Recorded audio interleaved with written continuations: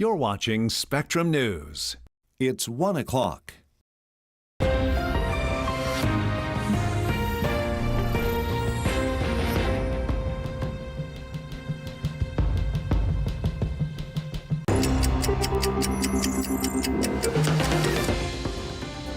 Thousands of people are expected to demonstrate today on the one-year anniversary of the deadly rally in Charlottesville. That city and Washington, D.C., just two of the places bracing for potential violence.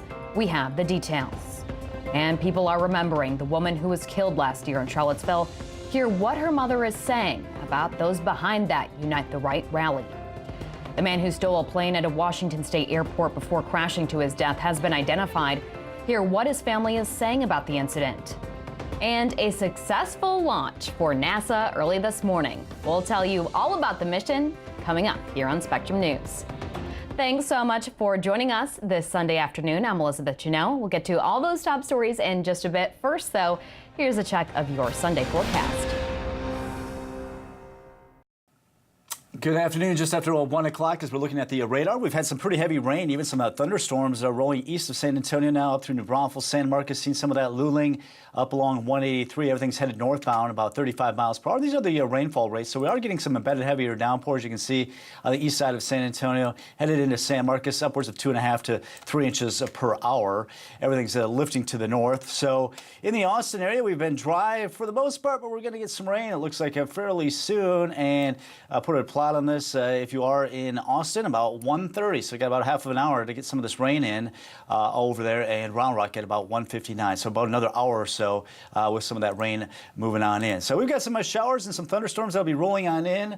Most of the morning has been fairly dry. We've got some embedded thunderstorms with this, some heavy downpours, but at least these storms are moving a little bit quicker than what we had yesterday afternoon. We had some of those heavier downpours. I have another update coming up at 1:11. Marchers took to the streets yesterday in Charlottesville as part of a student-organized event. The University of Virginia held events for what they called their Day of Reflection and Renewal. Students also held a rally on the university's campus later that night. The city still on high alert. On this day last year was that violent Unite the Right rally. And today in Washington, D.C., those same organizers will hold a white civil rights rally. And after facing harsh criticism over his response to the Charlottesville riots last year, President Trump is changing his tune. While he initially said both sides were to blame last year, he took to social media yesterday to say he condemns all types of racism, saying the riots resulted in senseless death and division, adding peace to all Americans. Vice President Mike Pence echoing that message by issuing this statement, saying he also condemns all types of racism and violence, adding that he and his wife will be praying for the victims of that tragic day as well as their families. Pence also said they'll be praying for peace during this time of great division. As demonstrations are held in Charlottesville and Washington, D.C. today, people are also taking time to remember Heather Heyer, the woman who was killed during last year's violent rally in Charlottesville. She died after a car plowed through a crowd of people. Her mother has since carried on her daughter's fight for social justice. And as she observes the anniversary of her daughter's death, she had this to say about the people who organized that Unite the Right rally. White privilege is a very real thing. You know, I struggled a lot in my life. I was a single mom with 2 kids. My parents provided for me. I was not struggling as a child. My grandparents were coal miners and farmers, and I live in a single wide trailer. I get that demographic, I get the mindset, but it's not mandatory that you think a certain way just because you live a certain way. You have the ability to still think for yourself. I often say don't drink the Kool-Aid. Be aware of the fact that you don't have to believe the way you were brought up to believe. Heyer's mother also suggested people show a simple sign of solidarity today by linking arms with people of all different backgrounds. This video showing a man at Heyer's memorial yesterday redrawing a message that says our city, our streets. FBI investigators and the National Safety Transportation Board are in Washington state sorting through the wreckage of a stolen plane that crashed following an air chase. Horizon Air says one of its workers stole the empty passenger plane at Seattle-Tacoma International. Our Kim Hutchinson has a closer look at the investigation. A bizarre chase in the sky. A pair of military jets flying behind a stolen passenger plane as the man behind the controls performs stunts. Hey, pilot guy, can this thing do a backflip, you think? Air traffic control tried to talk him down to a safe landing. Authorities say the man was a 29-year-old ground service agent for Horizon Air. He had access to that area legitimately. It is inside the security fence, and so no security violations were committed. The sheriff's department described the man as suicidal. Just a broken guy. Got a few screws loose, I guess. Witnesses say the plane was flying erratically and believed it was a military exercise. We'd never seen a plane that low over our deck before. How the hell did somebody get inside a plane at SeaTac Airport? That's not okay. I cannot believe that would have happened. Yeah, no, impossible. The chase came to a fiery end when the plane nosedived and crashed in a wooded area about 25 miles south of SeaTac. Authorities believe the pilot was the only victim. We're lucky that it, went on a very unpopulated island. Investigators now combing the wreckage looking for clues. The incident is raising a lot of security concerns. No one knew what his intentions were. He could have easily turned north and gone to downtown Seattle. He could have caused, countless deaths on the ground. I'm Kim Hutchinson reporting. And the man who stole the plane and died when he crash landed in Washington has been identified as Richard Russell. The family of Russell, who they call Bebo, released a statement to the public, and Mike Matthews, a friend of the family, read that statement yesterday in Seattle on their behalf. Take a listen. It may seem difficult for those watching at home to believe, but Bebo was a warm, compassionate man. This is a complete shock to us. We are devastated by these events. The family also thanked the authorities, the airline company, and the community for their help and support. Pope Francis had a special message for young people in Rome this weekend, telling Italian Catholic youths to pursue their dreams despite job market worries. Tens of thousands of young people listened to his message Saturday. Francis advised them to ignore adults who warn against certain professions, urging them to take on risks in order to achieve their dreams. Some even walked for days to hear Pope Francis deliver that message. President Trump once again gunning for Attorney General Jeff Sessions. The president airing his gripes with the AG on Twitter, posting yesterday, "Our Attorney General is scared stiff and missing in action. It is all starting to be revealed, not pretty. IG reports soon, witch hunt." Trump has frequently targeted Sessions over his decision to recuse himself from the Russia investigation. And earlier this month, Trump called on Sessions to shut down special counsel Robert Mueller's Russia probe, which he has, of course, repeatedly referred to as a witch hunt. The president spending some time at his golf club in New Jersey this weekend, and yesterday he got a special visit. The president met with supporters from the Bikers for Trump New Jersey chapter. You can see him there signing some Make America Great Again hats and talking closely with the bikers. Well, at one point he asked the group if he thinks the media is fair, and they loudly shouted back, no. The president later taking to Twitter to post photos of the bikers arriving and thanking them for their visit. We're in the midst of the NFL preseason, but not everyone is focused on the field. Instead, some are paying more attention to what NFL players are doing during the national anthem. The president posted a strongly worded tweet Friday, taking aim at players who kneeled, raised a fist, or stayed in the locker room before Thursday night's games. Protests are meant to raise awareness about bias in the justice system against people of color, but Trump says players should be penalized for doing so, tweeting, "Find another way to protest, stand proudly for your national anthem, or be suspended without pay." Now the league has put its new policy on the issue on hold, pending an agreement with the Players Association. Take a look at this launch. The NASA spacecraft, the Parker Solar Probe, launched from Cape Canaveral, Florida early this morning and is headed straight to the wispy edges of the sun's outer atmosphere. The solar probe will fly closer to the sun than anything ever sent before. Thousands watched the launch, including the 91-year-old astrophysicist that the spacecraft is named for, Eugene Parker. The search still on for a missing United States Marine. The operation underway in the Sulu Sea for the Marine who is aboard the USS Essex in the Philippines. The Marine was reported missing on August 9th while the ship was conducting some routine operations. And since then, a combined effort of the U.S. Navy, U.S. Marine Corps, and Philippine ships and aircraft has covered more than 6,700 square nautical miles of water for the search.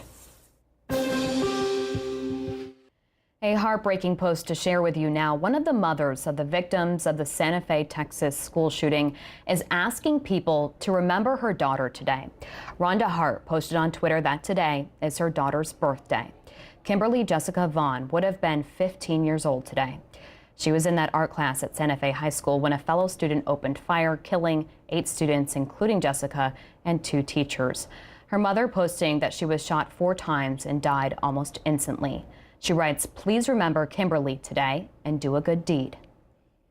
Police are investigating after a woman was found stabbed to death yesterday morning in an elderly couple's home in southeast Houston.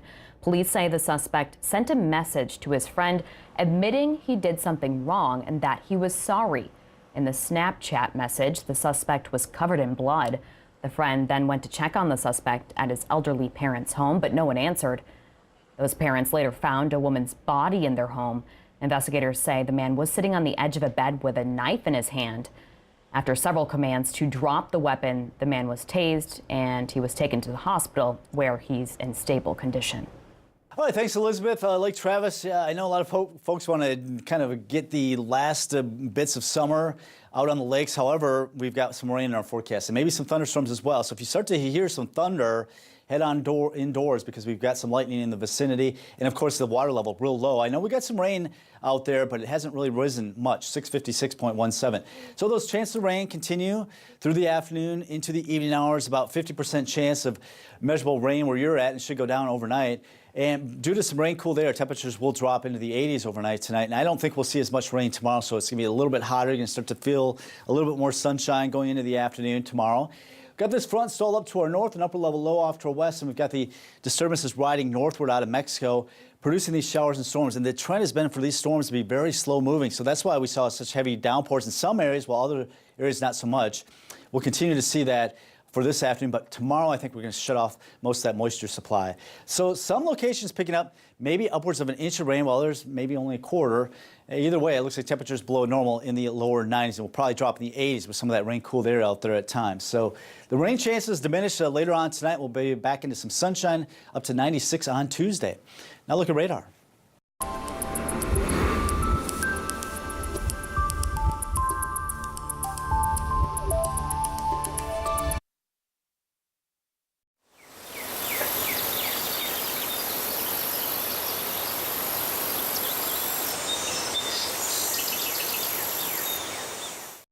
Austin is such a cool town, and there are so many things to do. To be honest with you, my favorite hobby is spending time with my family. I have a great wife, great kids. Raising a family in Austin means that I have to care about the issues we cover. I've always liked telling stories. For me, a good television news story is like a little movie. I want to tell a story that hits home. For us, it's big story, stay on the air till we've told that story as well as it can be told. I'm Ed Greenberger, anchor for Spectrum News. This is the era of digital possibility, when every connection is an opportunity to do more. To build a network of human progress, where enterprise, data, collaboration, and the cloud communicate and live. From IT leaders and business owners to educators and healthcare providers, there's a shared belief that technology brings opportunity. Where every fiber-lit building, enterprise, and city we connect lays the foundation to our digital economy and the groundwork for a new future. That's why we're committed to building the digital infrastructure that makes possibility achievable. Join us as we turn the promise of technology into digital progress. Together, Spectrum Enterprise. You care about your teams, so 5 minutes a night just doesn't cut it. That's why Sports Night is on for a full half hour every weeknight on Spectrum News. Get more scores, more highlights, more interviews. And the celebration is just beginning. More coverage of your favorite high school, college, and professional teams. And more time to focus on your local teams. Watch Sports Night, weeknights at 10:30 on Spectrum News, exclusively on Spectrum.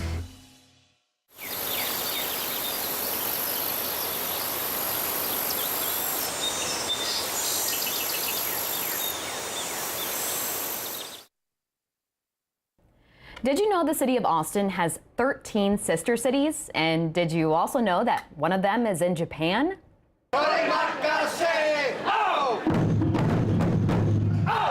Oita, Japan has been a sister city to Austin since 1990.